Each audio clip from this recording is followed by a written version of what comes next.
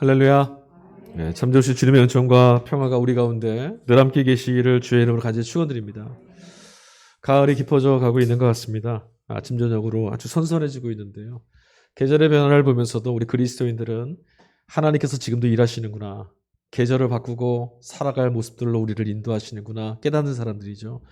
하나님 지금 여기 계십니다. 그 위로를 들으시면서 계절의 바뀜 속에서 시간이 지나가는 것들을 소비하는 것이 아니라 남은 시간 동안 예수님의 형상을 닮아가는 아름다운 결실들을 거두는 익어가는 계절이 될 수 있기를 간절히 바랍니다. 지난주에 이어서 우리가 복음서 말씀 16장 누가복음 16장 후반부를 읽었는데요. 오늘 복음서 말씀 안에는 재물에 관한 비유의 말씀이 또 등장하고 있습니다. 그만큼 여러분 어쩌면 우리 삶을 둘러싸고 있는 것들 가장 빈번하고 아마도 가장 중요한 영역의 문제가 돈이나 재물에 관련된 것 그런 것 때문이 아닌가 싶습니다.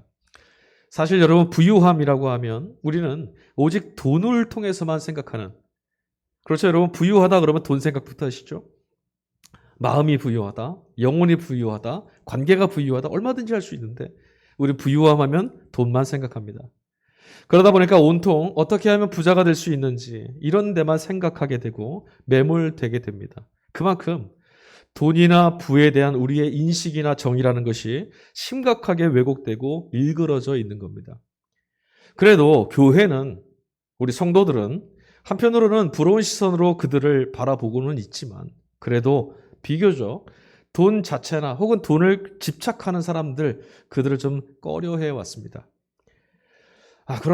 그런데 그럼에도 불구하고요. 그러다 보니까 자꾸 부러워하면서도 꺼려하는 이런 관계 가운데 우리 있다 보니까 근검하는 거, 절약하는 거, 금욕하는 거, 삶을 이렇게 살아야 한다라고 하는 신앙적 부담이 부자는 지옥 가고 가난한 사람은 천국 가게 될 것이다라고 하는 왜곡된 생각을 우리에게 가져다 줄 때도 있습니다. 부자 하면 뭔가 죄 지은 사람 같고 가난한 자 하면 뭔가 깨끗하고 의인인 것 같다라는 생각을 하게 되는 거죠. 그런데 여러분 이런 방식으로 사는 거, 그러니까 부유함, 부자, 꺼려하면서 사는 거 여러분 사실 모든 경제 활동을 거부할 수 없는 한 이런 자본주의 시대의 가치와 질서에서 살고 있는 우리들에게 이건 불가능하다는 것을 우리 다 알고 있습니다. 돈을 아무리 터부시하더라도 돈 없이 살 수는 없습니다. 게다가 이런 식의 금욕 생활을 한다고 해서 구원에 이른다거나 혹은 반대로 그런 금욕 생활을 하지 못해서 지옥 간다라고 하는 생각은 기독교적이지도 않습니다. 만일 여러분 부자라는 이유 때문에 지옥에 간다고 한다면 성경에 나오고 있는 부유했던 사람들, 예를 들어서 아브라함이나 구약에 나온 족장들 다 부자들이었습니다. 갑절의 복을 받았던 욥은 또 어떻습니까? 왕이었던 다윗, 세상 모두를 가진 사람이었는데 이들 다 지옥 가야 됩니다. 매우 곤란한 해석이죠. 부자는 지옥 간다? 천만의 말씀입니다. 그런데 사람들은 본문을 읽을 때 오늘 이 본문의 말씀 읽을 때 지옥에 떨어진 이 부자를 쉽게 비난하려고 합니다. 부자니까 지옥 갔어. 하지만 사실 이 부자 입장에서도 할 말은 굉장히 많습니다. 거지 나사로가 천국 갔다고 하는데 도대체 그가 무슨 일을 했냐라고 따져먹고 싶을 겁니다. 아무것도 한 거 없는데 그 녀석은 왜 천국 가고 나는 왜 지옥에 떨어뜨렸느냐 할 말이 많죠. 거지 나사로가 천국에 갈 만한 뭔 일을 했을까요? 실제로 여러분 거지였던 나사로의 삶이라는 것은요. 부자의 집 앞에 그 현관 앞에서 평생을 가난하게 살다가 아파하면서 살다가 숨을 거둔 것이 전부였습니다. 안타까운 삶이지만 그가 무엇을 했기 때문에 천국 갔다는 말은 좀 어려운 것 같아요. 해석하기가. 먼저 오늘 말씀을 우리가 잘 이해하기 위해서는 먼저 이 말씀이 예수님께서 이 부의 말씀을 누구 들으라고 하신 말씀인지를 기억해야 돼요. 누가복음 15장부터 16장까지 오늘 이 말씀 그리고 다음 주도 이어질 것인데 예수님이 비유의 말씀을 하셨던 건 누구에겐가 좀 들으라고 빗대신 이야기입니다. 그러니까 이 말씀 속에서 주님이 지금 꼭 하고자 하셨던 말씀의 핵심이 무엇인지를 우리는 발견해야 되고요. 이 말씀의 대상이 바로 바리새인들을 향하고 있다는 사실을 염두에 둬야 됩니다. 오늘 비유의 말씀도 15장, 16장 사이에 있었던 수많은 비유들 중에 하나입니다. 바리새인 너희는 좀 들으라. 그리고 예수님을 따르는 제자들에게 너희는 저들과 같지 말아라. 이 말씀 하시는 거예요. 그래서 오늘 우리는 이 말씀 속에서 예수님께서 바리새인을 부자에게 빗대고 계시는데 우리가 이제 해야 될 것은 이 말씀 안에 부자가 대체 어떤 문제를 갖고 있었는가? 그리고 바리새인들과 부자의 공통점이 도대체 뭐길래 예수님이 바리새인들에게 하시고 싶은 말씀을 부자라고 하는 이 비유에 누군가로 빗대셨는가? 이 공통점을 좀 찾아야 되는 거죠. 자, 오늘 본문 속에 극명히 비교되고 대비되고 있는 사람은 두 사람인데 부자와 거지 나사로입니다. 본문에 부자가 어떻게 해서 부자가 됐는지, 부를 축적했는지 나와 있지 않습니다. 아무런 정보도 있지 않아요. 그러니까 혹여 그가 이 본문에서 나쁜 짓 한 건 특별히 보이지 않으니까 혹시 이 재산을 모으는 과정, 부자가 되는 어떤 축적하는 과정에서 지옥에 떨어질 만한 어떤 잘못을 한 게 틀림없어 이렇게 단정 지을 수 없는 거죠. 몰라요. 오히려 여러분 이 당시에는 예수님이 이 말씀하실 당시까지만 해도 부유함이라는 것은요 많은 사람들에게 하나님께로부터 복받았다. 하나님이 축복해 주신 것이다라고 하는 증거로 사람들이 삼았어요. 말 그대로 남부러울 것 하나도 없는 인생입니다. 그리고 여러분 오늘날도요. 부유함, 잘 살고 있는 것을 행복이나 성공의 잣대 혹은 교회에서도 하나님께 복받았는가 보다. 이렇게 생각하는 게 일반적이지 않습니까? 본문에도 재미난 것이 하나 있습니다. 거지 나사로, 부자와 달리 거지 나사로는 이름의 뜻, 이름이 그 안에 소개되고 있어요. 그의 이름이. 거지라고 하면 되는데 거지 나사로. 부자의 이름은 등장하지 않습니다. 나사로라고 하는 이름의 뜻이 무엇이냐면 하나님이 도우신다라는 뜻이에요. 하나님이 도우시는 사람이라는 거죠. 그런데 여러분 거지 나사로의 삶을 보면 도대체 하나님이 도우시는 게 맞는가 싶어요. 그렇지 않습니까? 우리가 이 이름을 주목해야 될 이유가 있습니다. 이제 후반전에 나올 텐데 부자는 이름이 나와 있지 않고 거지 나사로에게는 나사로, 하나님이 도우시는 사람이다라는 이름이 소개한 이유가 있어요. 거지 나사로는요, 목숨을 연명하기 위해서 오늘 본문의 말씀 보니까 개들과 경쟁해야 됐어요. 개, 강아지. 부자의 잔치상에서 떨어지는 빵 부스러기라도 먹으려고 그걸 먹으러 달려드는 개들과 다투어서 그들을 밀리치고 그래야만 겨우 먹을 수 있는 참 비루하고 비참한 인생이죠. 이 모습을 한번 머릿속에 상상해 보십시오. 사람이 개와 경쟁하는 거예요. 살려고, 생존하려고. 그러니까 인간으로서의 최소한의 어떤 존엄성마저 땅바닥에 떨어져 버린 아주 비참한 모습인 거죠. 하지만 여러분 사람 일이란 건 알 수가 없습니다. 나사로가 어느 날 죽었어요. 병들어 있었거든요. 그가 죽음을 당했습니다. 그런데 그날 공교롭게도 부자도 같이 죽었어요. 둘 다 똑같은 날 죽게 된 거죠. 여러분 한 번 부자로 태어나면 이 시대는 죽을 때까지 부자가 됩니다. 그리고 한 번 가난하게 태어나면 죽을 때까지 가난을 벗어나기 힘든 세상이 돼버렸어요. 가난의 고스란히 대물림되는 세상이죠. 기울어진 출발점이고 게으러진 결말입니다. 그런데 이 기울어져서 시작됐던 부자 그리고 거지 나사로의 삶이 죽음이 이른 다음에야 비로소 평등해진 것 같아요. 같은 날 똑같이 부름을 받았어요. 많은 사람들이 이들의 죽음을 애도했습니다. 그래서 사람들이 이 장례를 치르려고 이 애도하고 조문하려고 찾아오는데 부자의 집에는 애도하려고 조문하려고 찾아온 사람이 문전성시였을 것 같습니다. 그런데 그 곁에서 죽어갔던 나사로에게는 눈길조차 주는 사람이 하나도 없습니다. 아무도 모릅니다. 죽었는지도 몰라요. 지나쳐갑니다. 죽음마저도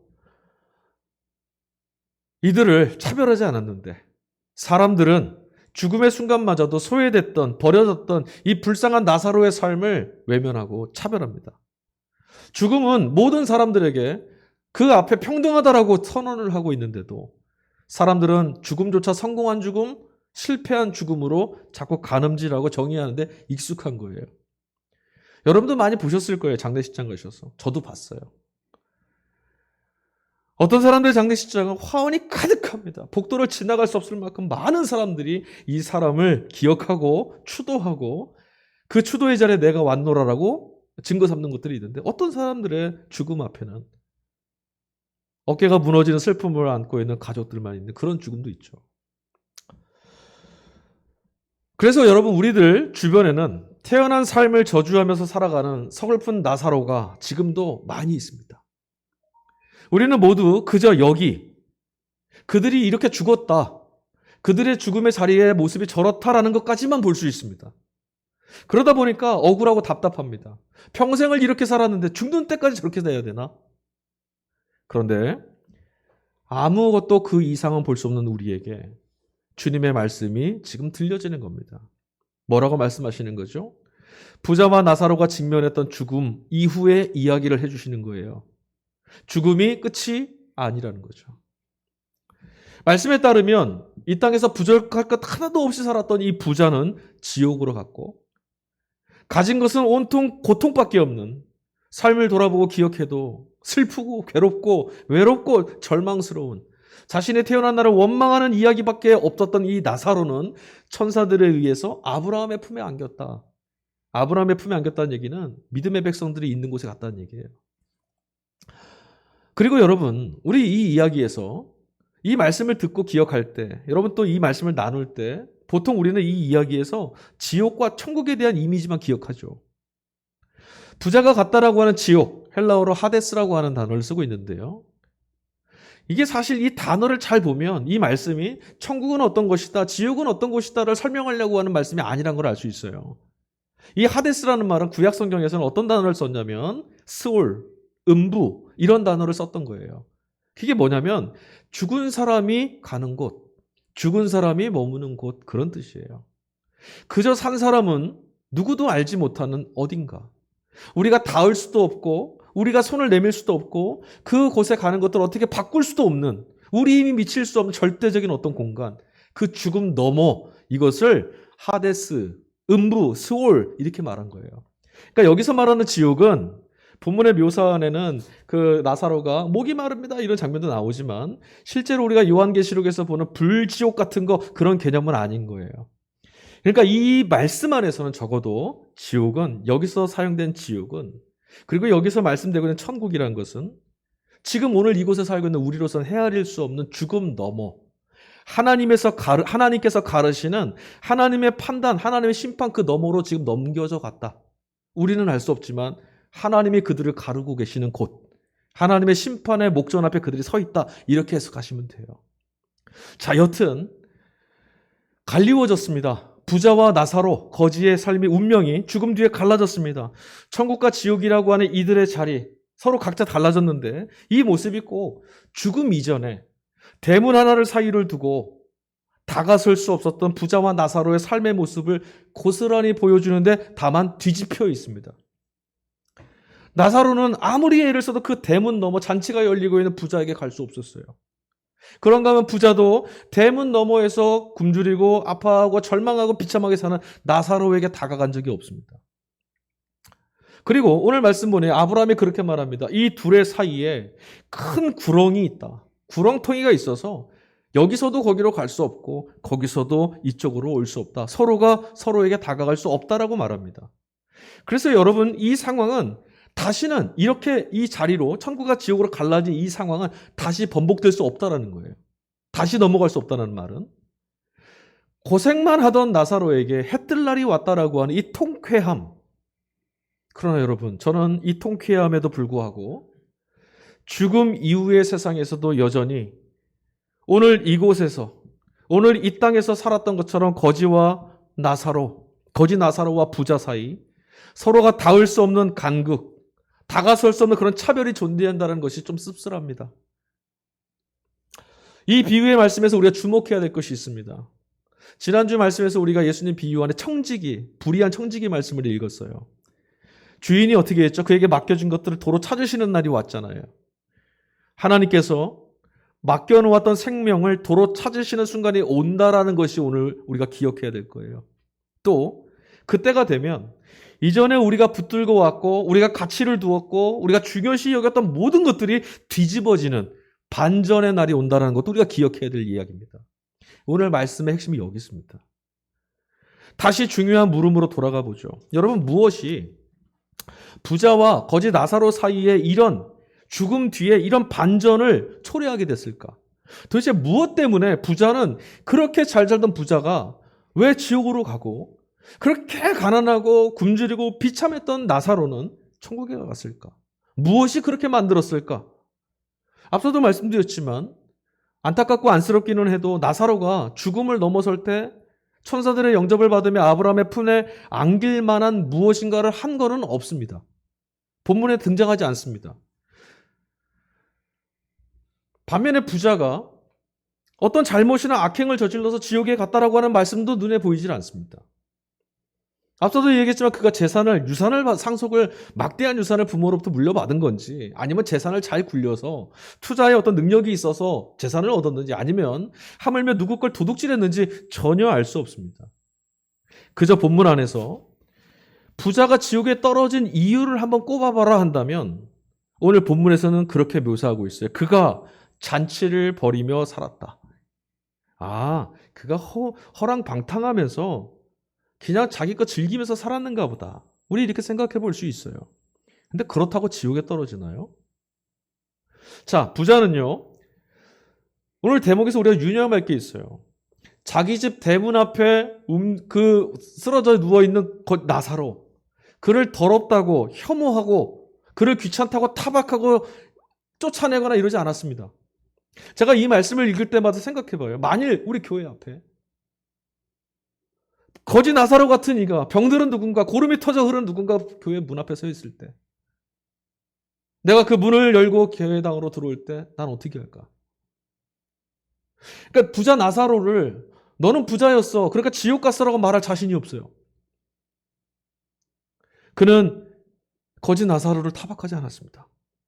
근데 반대로 극심한 고통 속에 버려져 있던 이 나사로를 도운 일도 없습니다. 단순히 선행을 베풀지 않았다, 이거 말하는 거 아닙니다. 그가 나사로를 어떻게 대했는가? 나사로는 그에게 없는 존재였어요. 무관심했다라는 거죠. 이게 치명적인 겁니다. 대체 이런 생각과 태도가 지옥에 갈 만한 큰 죄인가 싶을 수 있습니다. 이것은 우리가 성경이 정의하고 있는 죄를 오해하고 있기 때문이에요. 여러분, 성경은 기독교 신앙은 죄를 도덕이나 윤리의 문제로 말하지 않습니다. 보다 근원적이고 보다 본질적이고 실존적인 문제입니다. 성경은 생명의 원천 되시는 하나님을 배신해서 하나님께로부터 단절되어 있는 그것을 죄라고 정의합니다. 하나님 없이 살고 있는 우리, 잘 사는지 못 사는지, 칭찬을 받는 사람인지 아닌지 그게 아니라 하나님 없이 살고 있는가 아니면 하나님과 동행하며 사는가, 이것으로 죄를 평가합니다. 하나님으로부터 단절된 인간, 여러분, 하나님이 없는, 하나님을 잃어버린, 하나님을 배신한 인간의 시선이 어디를 향하는지 아십니까? 하나님이 없으면 자기 마음껏 할 수 있습니다. 하나님이 없으면, 여러분, 우리 옛말도 있잖아요. 하늘이 보고 있지 않느냐? 하나님이 계시지 않으면 자기 욕망과 탐욕에 이끌리는 대로 살아요. 누구를 위해서? 나 자신을 위해서. 자기에게만 집중하는 거죠. 이기적인 존재가 되는 겁니다.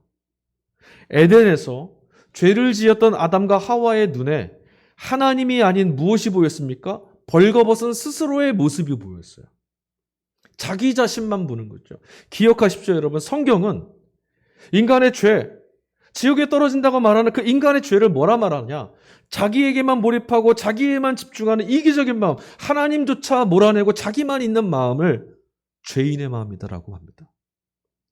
여러분, 생전의 부자의 모습을 다시 한번 우리 생각해 볼게요. 본문의 말씀 속에서 그의 삶은 늘 사람들에게 둘러싸여서 잔치를 벌이고 있는 모습으로 묘사하고 있습니다. 그가 늘 잔치만 벌이네. 돈이 많으니까 매일매일 잔치만 해도 돼요. 부자였다라는 것, 그리고 그가 잔치를 벌이고 있다라고 하는 이 말씀은 그가 하나님이 그에게 주신 생명, 그의 매일에 주어진 생명을 부유함에 빠져서 자기 자신을 만족시키는 일에만 몰두하고 살아가고 있다는 것, 그런 일에 자신에게 주신 생명을 소비하며 살았다는 것을 말하는 겁니다. 돈이 가지고 있는 마력이 여기 있습니다. 여러분, 돈이 있으면 쓰고 싶잖아요. 돈을 쓰면서 우리는 내가 이만한 능력이 있고 이만큼 살만해졌다는 것을 경험하게 됩니다. 그렇죠? 돈이 없으면 난 저것도 할 수 없고 이것도 할 수 없다라고 비굴해지죠. 돈이 가져다 주는 힘은 무엇이냐? 내가 지금 살아있다라는 걸 확인하게 해주는 거예요. 우리는 돈을 쓰면서 생각할 거예요. 내가 오늘 이 시간에 이런 사람이야. 그 정점, 자기 자신이 살아있음을 경험하게 해주는 가장 그 최상위에 있는 정점에 있는 그것이 바로 돈과 재물입니다. 어떤 사람은 취미생활 때문에, 어떤 사람은 어떤 뭐 다른 활동으로 자기 자신이 살아있다는 걸 경험하면서 즐거워하고 행복하게 살 수 있어요. 근데 그 무엇보다도 자기 자신을 집중하도록, 자기 자신에게 유념하도록, 몰두하도록 붙잡는 가장 강력한 힘이 바로 돈이라는 거예요. 돈의 마력에 한번 사로잡히게 되면 돈을 통해서만 자신이 살아있음을 자꾸 확인하려고 합니다. 그래서 사람들이 끊임없이 소비하고 끊임없이 더 큰, 더 강력한 쾌락에 집착한 채 살아가는 거예요. 거기다가 어느 정도가 딱 되고 나면요, 이전에 느꼈던 그런 감각이 다 무뎌져요. 예전에 이것만 있어도 이거 사면 행복했는데 이제는 그걸로 만족이 안 돼서 더 좋은, 더 큰 무언가를 사야 돼요. 그래서 더 많이 소비하고 자꾸만 더 자극적인 쾌락을 찾게 됩니다. 여러분, 그거 분명하지 않아요? 돈이 많으면 많아서, 돈이 없으면 없는 대로 오로지 돈에 사로잡혀서 살아가는 거죠. 벗어날 수 없는 악순환에 자꾸만 떨어지는 겁니다. 그래서 예수님께서 재물에 대한 탐욕에 사로잡히지 말아라 말씀하신 겁니다. 재물은 만몬이다, 우상이다라고 말씀하신 이유가 거기 있어요. 자, 결국 그렇게 돈을 통해서, 재물을 통해서 자기 자신, 자기 몰입, 자기에게 집중하고 자기에게 연민을 갖고 이런 일에 사로잡히면 결국 어떻게 되느냐? 하나님과의 사이가 단절됩니다. 그게 죄라는 거죠. 돈을 쓰는 것, 돈을 통해서 나의 부유함과 살아있음을 경험하고 누리는 것에 익숙한 사람들에게 오늘 하나님은 필요 없습니다. 하나님 없는 곳으로 떨어지는 거예요. 잘 한번 생각해 보세요. 죄인의 눈에는 그래서 다른 게 전혀 들어오지 않습니다. 하나님도 보이질 않는데 주변에 있는 이들의 모습이 눈에 들어올 리가 없죠. 옆에서 사람이 죽어나가도 어떤 상태에 있는지, 어떤 고통 속에서 몸부림치고 있는지 무관심하고 무감각해지는 겁니다. 하나님과 단절되고 세상 모든 것과도 단절된 이런 고립된 인생, 여기에서 돌이켜서 하나님께로 다시 방향을 돌리는 걸 우린 회개라고 말합니다. 그런데 자신의 문제와 자기 자신에게만 몰두하던 이런 시선을 돌이켜서 하나님께로 돌이킨다는 건 여러분 실로 기적 같은 일입니다. 그렇지 않습니까? 우리는 늘 잃고 나서야 내가 주어졌던 것들의 소중함을 깨닫고 비싼 값을 치르고 나서야 후회하는데 익숙한 아주 연약한 존재들 아닙니까? 미련한 줄 알지만 우리는 늘 이 걸음을 계속 반복하고만 있습니다. 주실 때는 잘 모르고 누릴 땐 모르고 그러다 나중에 후회합니다. 여러분, 앞서도 언급했지만 예수님께서 이 비유, 이 말씀을 하신, 이 말씀을 좀 들으라 하신 그 특별한 대상이 누구냐? 누구라고 그랬죠? 바리새인들. 주님은 왜 계속해서 이 재물에 관한 말씀을 15장부터 계속 비유로 말씀을 여러 번 해주시면서 이 바리새인들을 고발하고 계실까? 제자들에게 너희는 이런 이들 절대 본받지 마라. 나를 따르는 이들은 하나님 나라 백성들이 이렇게 살면 안 되는 거야. 왜 가르쳐 주셨을까? 그러면 부자와 바리새인의 공통점이 도대체 뭘까요? 여러분, 바리새파 사람들, 그러니까 바리새인들이요, 당시 유대 사회에서 유력한 유력가들이긴 했지만 그들 부자는 아니었습니다. 네. 특별히 부자들은 세금을 징수하는 이들이나 아니면 종교에 종사하는 사두개인들, 이런 사람들이 부자지, 바리새인들은 부자가 아니었어요. 그들은요, 경건주의자들이었어요. 하나님 말씀을 잘 듣고 그 말씀을 잘 지키며 살아가는 것을 통해서 하나님의 나라를 이루고 구원을 이루고 이스라엘을 다시 회복하자, 그 일에 열중했던 사람들이에요. 이스라엘의 오늘을 로마로부터 구원해내고 정말 자유를 다시 얻으려면 우리가 하나님 말씀을 잘 지키는 것밖에 답이 없어. 아침부터 잠들 때까지 말씀 지키는 일에만 목숨을 걸었던 이들, 경건주의자들이었어요. 그러니까 이들은 부자는 아닙니다. 그런데 예수님께서는 그들을 이렇게 평가하셨습니다. 누가복음 지난주에 15장 14절 말씀에 보면 이 바리새인들을 누구라고 이 정의를 내냐? 그들은 돈을 사랑했다라고 말합니다. 돈을 사랑했다라는 것은 부자 되고 싶었다라는 게 아닙니다. 자기 중심적인 사람이었다라는 점에서 부자의 이야기가 곧장 바리새인들의 이야기로 이어지는 거예요. 지금 돈이 부유한 이가 되면 어떻게 된다고 그랬어요? 돈을 통해서 내 자신만을 돌아본다고 그랬잖아요. 바리새인들이 그런 방식으로 사는 사람들이었어요. 그들은 신앙의 자리뿐만 아니라 일상의 생활에서도 하나님 백성으로 어떻게 살아가야 하는가 하는 이 해석의 권위에 중심에 늘 자기 자신을 놓았던 사람들이에요. 자신들만이 그 권위를 갖는다고 생각했어요. 그래서 그동안 가난한 사람, 몸이 아픈 사람, 병들어 있는 사람, 귀신 들린 사람, 죄인이라고 조롱받고 비난당하는 이들, 고통 속에 살아가고는 연약한 이들, 그들 모두를 저들만의 기준으로 하나님이 저들을 버리셨다. 저들은 지옥에 들어갈 죄인들이다라고 정죄했던 사람들입니다.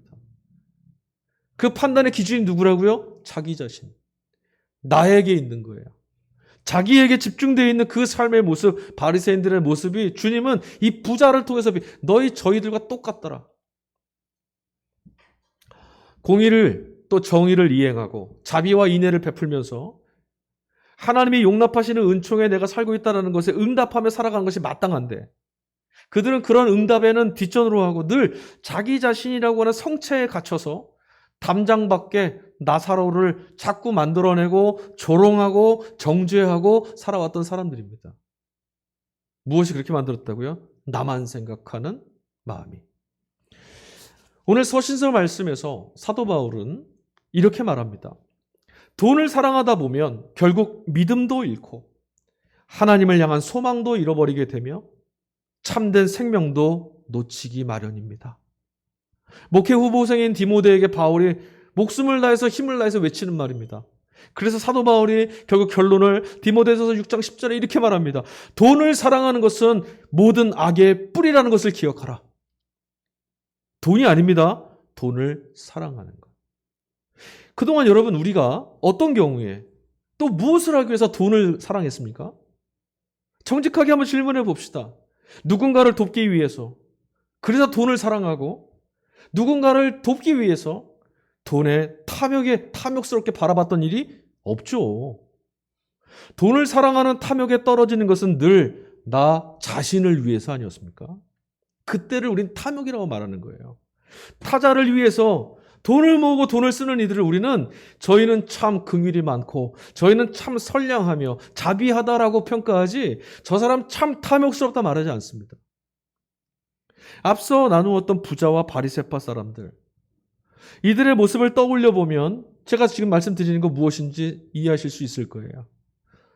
이미 말씀드렸지만 돈이나 재물은 인간의 우리 안에 뿌리 깊이 자리 잡고 있는 이 탐욕을 자꾸 부추기고 자기 자신에게 매몰되도록 만듭니다. 하나님 생각 안 하게 만듭니다. 하나님이 관심 갖고 둘러보라고 하는 우리의 이웃들에게 자비와 사랑과 인애를 베풀라고 했던 하나님 나라를 너희가 이루는 하나님 백성답게 살아라는 말씀 기억 못합니다. 그저 나의 오늘. 그리고 그 끝이 결국 하나님에게서 멀어지게 한다는 것을 우린 기억해야 돼요. 그렇다고 여러분 부자만 문제가 있다 생각하시면 곤란한 거예요. 극심한 가난도 극단적으로는 무엇을 먹을까, 무엇을 입을까, 무엇을 마실까와 같이 늘 자기 자신에게만 집중한다는 점에서 재물에 대한 탐욕에 빠져 있는 것과는 다를 바가 없습니다. 아무리 가난해도 자기 배를 채우는 일에만 매몰되어 있으면 성경은 악인이라고 말하고 아무리 부자라 할지라도 자신에게 주어진 은혜를 타자에게 나누는 복의 통로되기를 힘쓰는 자들을 성경은 선한 사람, 착한이라고 정의합니다. 그래서 성경은 부자나 가난한 자나 돈을 향한 집착, 자기 자신에게만 집중하고 자기 몰입하는 것에 있어서는 똑같이 평가합니다. 핵심은 뭐라고요? 부자냐 가난한 자가냐 이게 아니라 돈을 통해서 자기 자신을 집중하고 돈을 통해 내가 살아있음을 확인하려고 하고 돈이 있으면 살 것 같다라고 고백하며 돈이 없으니 죽는다라고 나의 인생과 생명의 주인이 돈이라고 고백하는 모습들 성경은 악하다, 죄다라고 말하는 거죠. 오늘 비유 말씀대로 한다면 이런 걸음들은 결국 지옥을 향해서 달려가고 있는 같은 길 위에 서게 되는 겁니다. 오늘 말씀을 읽으면 갈수록 경제적인 양극화가 아주 극심해지고 있는 우리 시대의 모습을 진지하게 돌아보게 됩니다. 부자는 이 땅에서 사는 동안 자신의 문 앞에 누워있던 거지 나사로 눈길 한번 주지 않았습니다. 그런데 여러분 그거 다시 보세요. 자신의 집 앞에 그 문 밖에서 헐벗고 굶주린 채 신음하고 그 나사로야말로 이 부자가 천국에 들어갈 수 있도록 하나님이 주신 열쇠와도 같은 존재였어요. 그를 외면하며 살아왔기에, 그를 없는 존재로 여겼기에 그는 지옥으로 갔어요.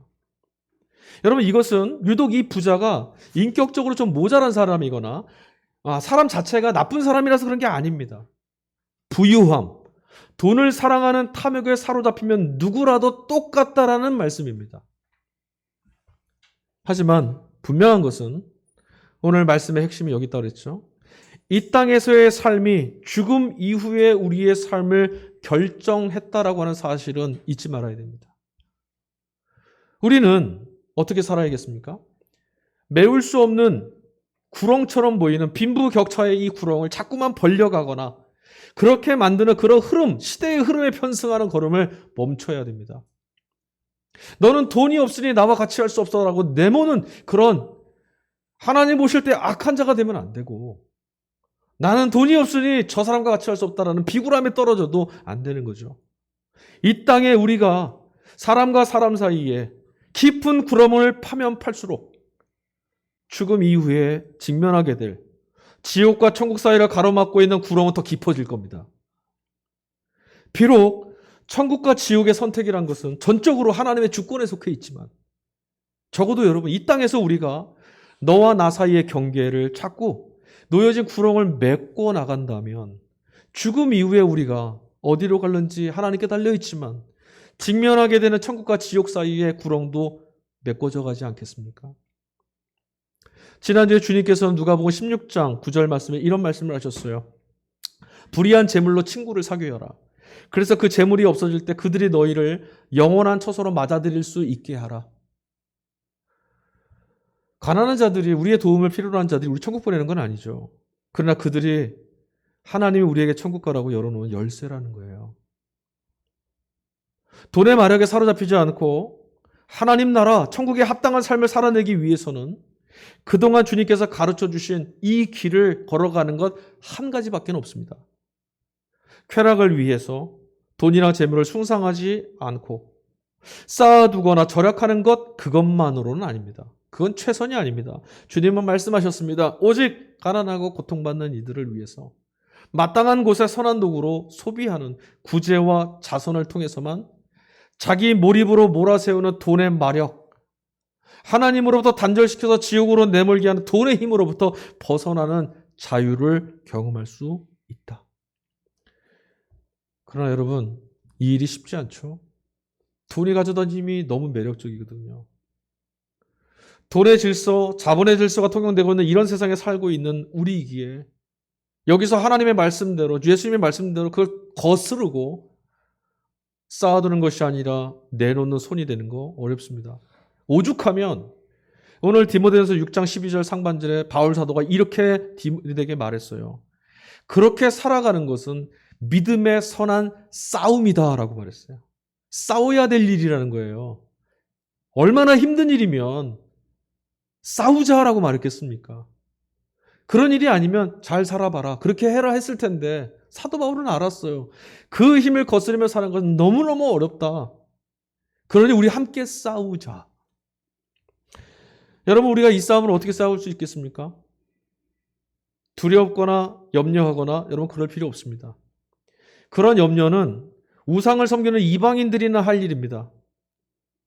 본문에서 부자와 달리 앞서 제가 이 말씀을 드렸죠. 나사로라고 하는 거지에게는 이름이 소개되어 있더라. 그 이름 뜻이 뭐라고요? 하나님이 도우신 자. 그가 아브라함에게 천사들의 손에 이끌려서 천국 갔던 이유를 한번 생각해 보십시오. 천국에 들어가기 합당한 일 한 거 아무것도 없습니다. 나사로는 구제를 한 것도 없었고 정의를 위해서 불의와 싸운 일도 없고 복음을 전하느라고 박해를 받은 일도 없습니다. 그가 뜨겁게 하나님을 믿었다, 예배했다, 그런 내용도 없습니다. 그저 슬피 울며 부자의 문 밖에서 하나님의 자비로운 긍휼과 구원을 갈망하며 눈물을 흘린 것밖에 없습니다. 그저 그러면 이가 천국에 간 것은 그의 이름 뜻 그대로, 하나님이 도우셨다는 그 이름 그대로 하나님이 그를 붙들어 주시고 위로해 주신 결과일 뿐이라는 것을 알 수 있죠. 하나님이 위로하셨다는 거예요. 천국은 가난한 자는 복이 있다라고 말씀하셨던 예수님의 가르침 그대로입니다. 이 땅에서는 돕는 이도 없고, 이 땅에서는 위로하는 이도 없고, 귀하게 여기거나 높이 올려주거나 거들떠보는 이도 없는 그런 이들을 하나님은 위로해 주시는 나라가 천국입니다. 슬퍼하는 이들을 위로해주고 사회적 약자들이나 소외되고 가난한 이들을 편애해 주시는 분이 하나님이에요. 하나님 왜 저들을 사랑하십니까? 우리 따져 묻을 수 없습니다. 하나님은 늘 그들에게 관심을 갖고 나는 늘 그들의 하나님이 되겠다고 말씀하시는 분이세요. 성경이 그렇게 말하고 있습니다. 그래서 우리는 그 덕분에 두려워할 이유가 없습니다. 여러분, 말씀을 허투루 듣거나 가벼이 여기지 않고 오히려 나의 삶을 들춰내거나 거슬리는 말씀이 있다면 오히려 그럴수록 더 눈을 크게 뜨고 말씀을 단단히 붙잡아야 될 일입니다. 돈의 마력이나 탐욕에 휘둘리지 않도록 힘써 싸워야 됩니다. 우리가 그리스도인이니까. 우리는 사람들을 지옥에 떨어뜨리기 위해서 재물의 신이 세상에 만들어놓은 이 구렁들을 메꾸기 위해서 믿음으로 이런 싸움을 살아내라고 파송받은 주님의 자녀들입니다. 비록 돈이나 건강, 환경이나 의지할 것 아무것도 없는 그런 현실 속에 우리가 버려져 있더라도 우리에게는 주님의 약속이 있습니다. 그 약속을 신실하게 지켜내실 주님이 계시니 우리의 삶은 소망으로 충만합니다. 그리고 그 주님이 이 믿음의 선한 길을, 믿음의 선한 싸움을 싸워가는 우리와 동행이 되어 주실 겁니다.